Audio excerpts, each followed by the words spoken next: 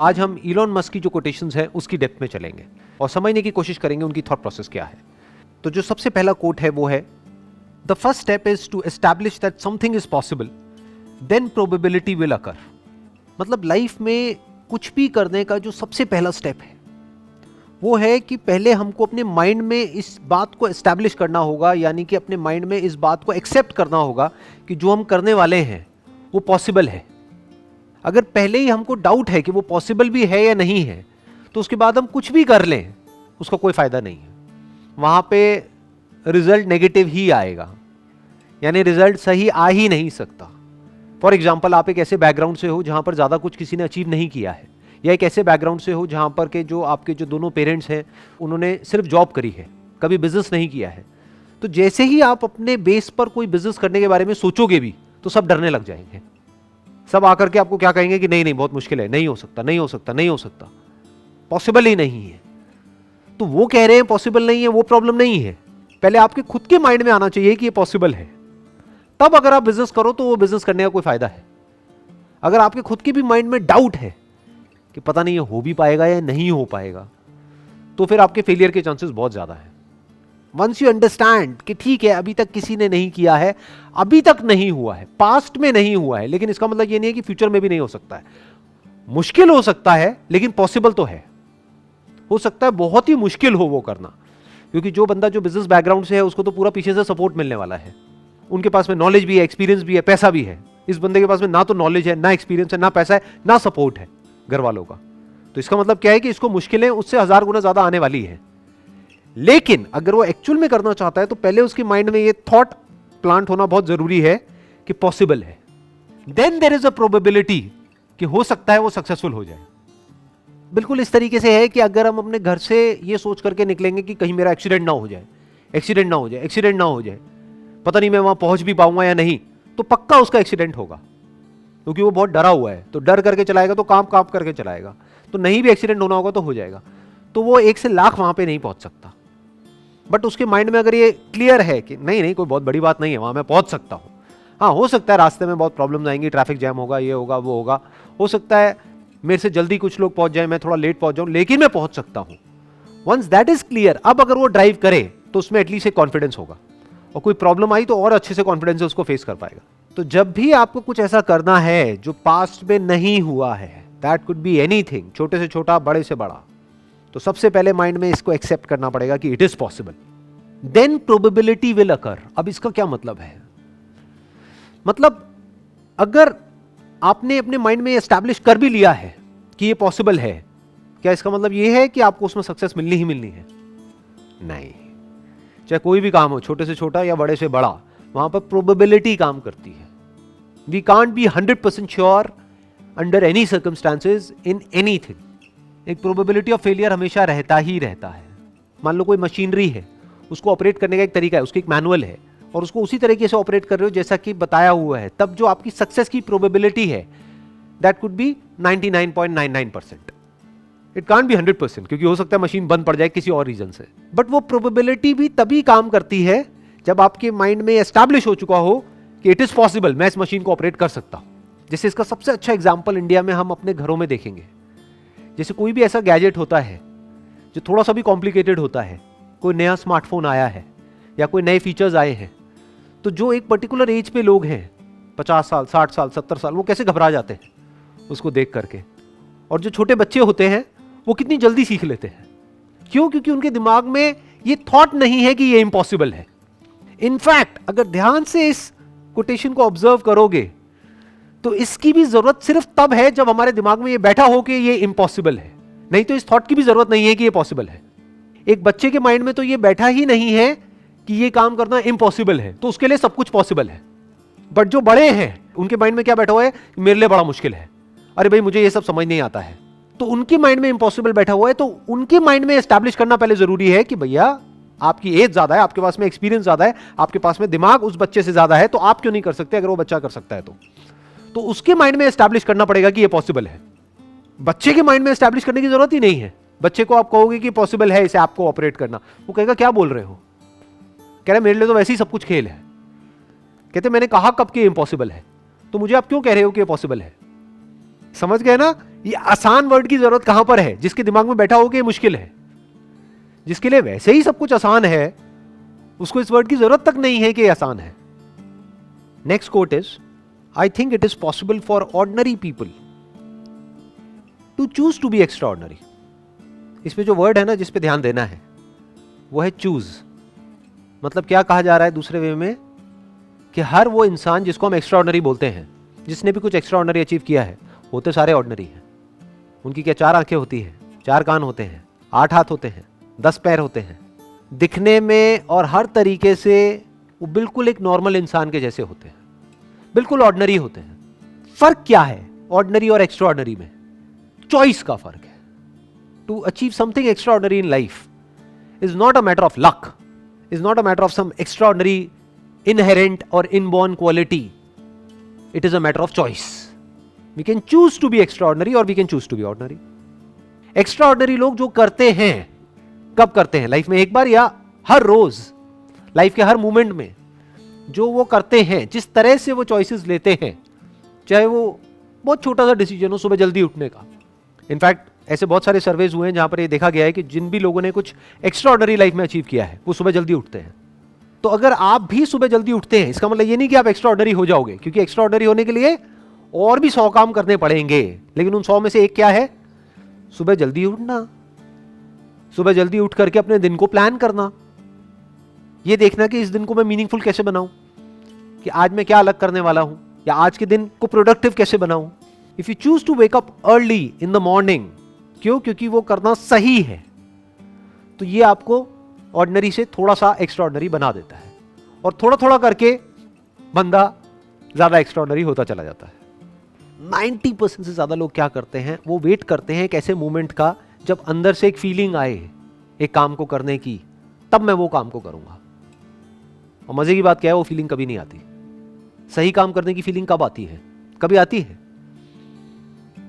और गलत काम करने की फीलिंग लाने की हमको जरूरत ही नहीं है, वो आती ही रहती है.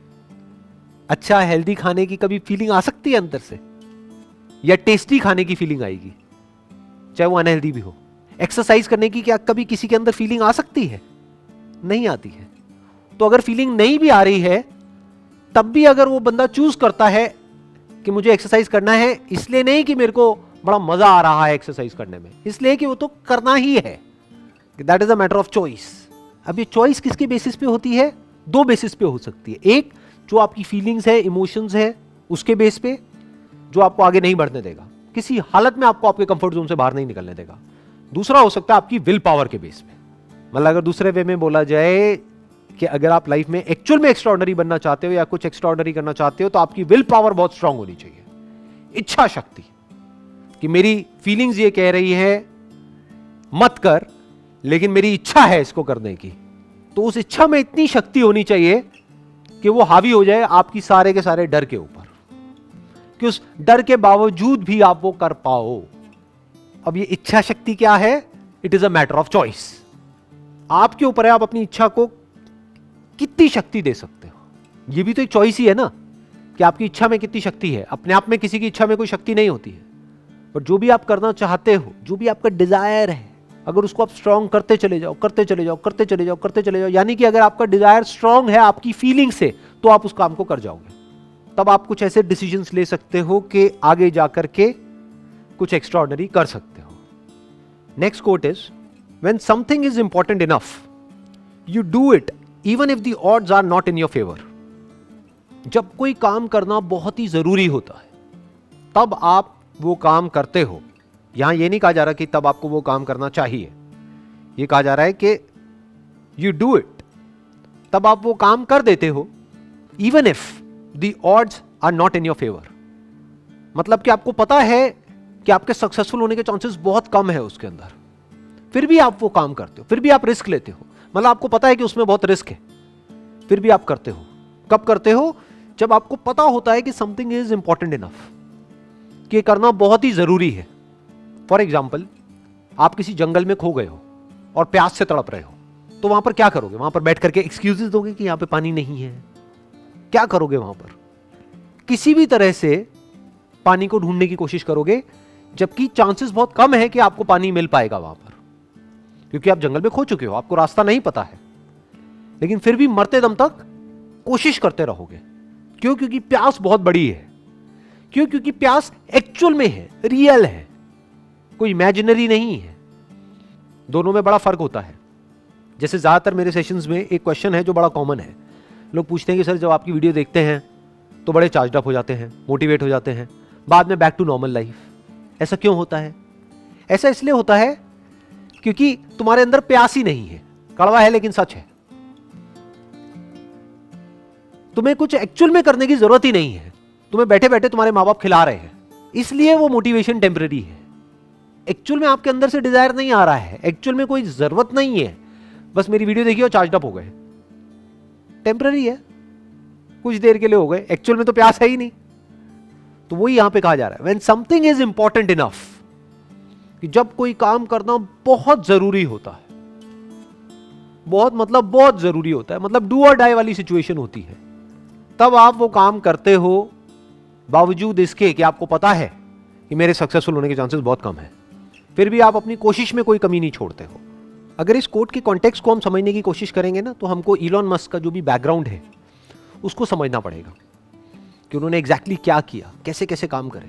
इनफैक्ट जो भी कुछ आज तक इन्होंने किया है, 8-10 अलग अलग तरह के बिजनेसेस करे हैं, वो सब ऑलमोस्ट नेक्स्ट टू इम्पॉसिबल थे। वहां पर सक्सेसफुल होने के चांसेस बहुत ही कम थे। और सिर्फ आज तक जो किया वो ही नहीं, अभी भी जो कर रहे हैं उसमें सक्सेसफुल होने के चांसेस बहुत ही कम है, लेकिन फिर भी he is going for it. क्यों? क्योंकि वो करना जरूरी है।